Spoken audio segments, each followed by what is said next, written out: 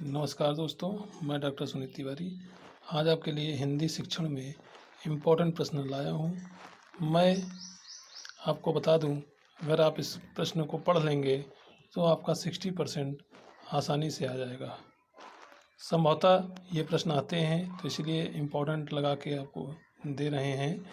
जैसे जो भी निर्देश दिया जाए उसी के अनुसार प्रश्न को करना होता है। अब जैसे खंड अ में है अधलघुत्तीय प्रश्न, ये प्रत्येक 2-2 नंबर के हैं।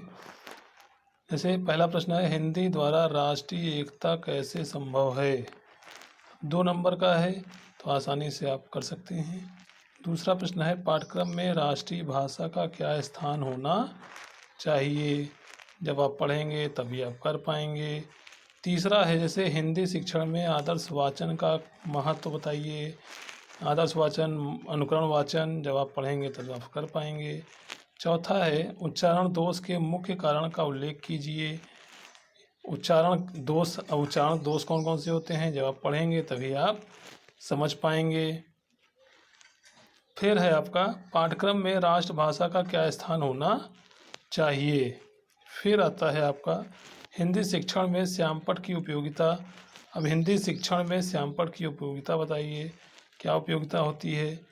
फिर आपका आता है नेक्स्ट प्रश्न, हिंदी शिक्षण करते समय भाव साम्य कब कब दिया जाता है। अब हिंदी शिक्षण करते समय भाव साम्य कब कब दिया जाता है, ये आप पढ़ेंगे तभी आप कर पाएंगे, इसीलिए आपको इम्पोर्टेंट बताया जा रहा है। ये पढ़ कर लेंगे तो आप कोई भी कंपटीशन हो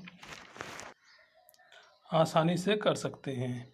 नेक्स्ट आता है, शिक्षण भाषा में सूक्ष्म शिक्षण की आवश्यकता। अब शिक्षण भाषा हो चाहे कोई, इसमें सूक्ष्म शिक्षण की आवश्यकता, ये प्रश्न कई बार पूछा गया है, इसीलिए हमने भी आपको दिया है। शास्त्र वाचन का महत्व बताइए। शास्त्र वाचन क्या होता है, इसका महत्व आपको बताना है। लास्ट प्रश्न है, जैसे हिंदी भाषा में निदानात्मक शिक्षण का महत्व। हिंदी भाषा में निदानात्मक शिक्षण का महत्व। फिर लघुत्तरी प्रश्न आता है खंड ब करके, जैसे इसमें दूसरा प्रश्न दिया है, मातृभाषा के महत्व पर प्रकाश डालते हुए पाठ्यक्रम में उसका स्थान निर्धारित कीजिए। और दूसरा है आपका अथवा करके, उच्च प्राथमिक स्तर पर हिंदी शिक्षण के उद्देश्य स्पष्ट कीजिए। ये बहुत इंपॉर्टेंट प्रश्न है।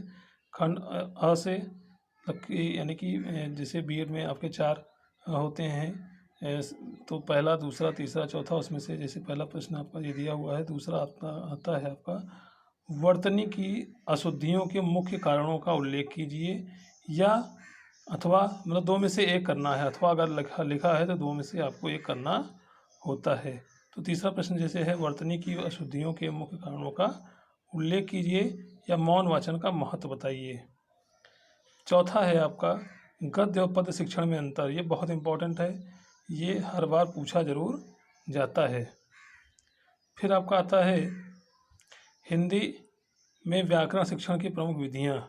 व्याकरण में जैसे आगमन विधि, निगमन विधि, ये सब आपकी व्याकरण शिक्षण की विधियाँ हैं। चिंतन विधि, मनन विधि। नेक्स्ट आपका जैसे आता है 5वां प्रश्न, हिंदी शिक्षण में मूल्यांकन का क्या महत्व है। अथवा करके है, माध्यमिक स्तर पर हिंदी शिक्षण के उद्देश्य व्यवहारिक परक ढंग से लेख कैसे किया जाता है। तो इसमें से जो प्रश्न जैसे आपको दिया गया है आप ऐसे इसमें से बता सकते हैं। छठा प्रश्न है, जैसे भाषा शिक्षण में पाठ्य पुस्तक की विशेषताएं पर प्रकाश डालिए। भाषा शिक्षण में पाठ्य पुस्तक की विशेषताएं पर प्रकाश डालिए। अथवा है, भाषा प्रयोगशाला के महत्व एवं स्वरूप पर प्रकाश डालिए। तो 2 में से एक करना होता है, चाहे अथवा का अर्थ यही होता है, 2 में से एक करना है। फिर खंड सा में आते हैं दीर्घ उत्तरीय प्रश्न, जैसे 7, 8, 9, 10, 11। इसमें से आपको 2 करने हैं। जैसे भाषा शिक्षण में सहायक साधनों की क्या उपयोगिता है, यानी कि सहायक सामग्री, शिक्षण में सहायक सामग्री, भाषा शिक्षण में सहायक साधनों की क्या आवश्यकता उपयोगिता है, कौन से साधन भाषा शिक्षण में उपयोग किए जा सकते हैं, वर्णन कीजिए। 8वां प्रश्न है आपका, पद शिक्षण के सोपानों को दृष्टिकोण रखते हुए कक्षा 8 के लिए एक पाठ्य योजना बनाइए।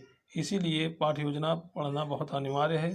ये एक प्रश्न जरूर आता है, जैसे इसमें पद्य है और गद्य पद्य दोनों पढ़ लीजिए, एक ना एक पूछा जरूर जाता है। फिर जैसे 9वां प्रश्न है, निदान कि कार्य बताइए एवं उपचारिक हिंदी शिक्षण के महत्व की विवेचना कीजिए।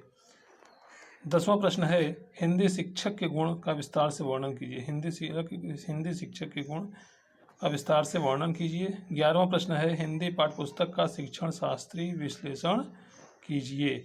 ये बहुत महत्वपूर्ण प्रश्न है। इस तरह से आप हिंदी का पेपर अगर इस प्रश्न को देख लेंगे तो आपके लिए हिंदी का पेपर आसान हो जाएगा। जो हमारे चैनल को पहली बार देख रहा है सब्सक्राइब करना ना भूलें। हमको लाइक करें, सब्सक्राइब करें, शेयर करें ताकि मैं मोटिवेट होकर और नया से नया अच्छे से अच्छा वीडियो बना सकूं। धन्यवाद।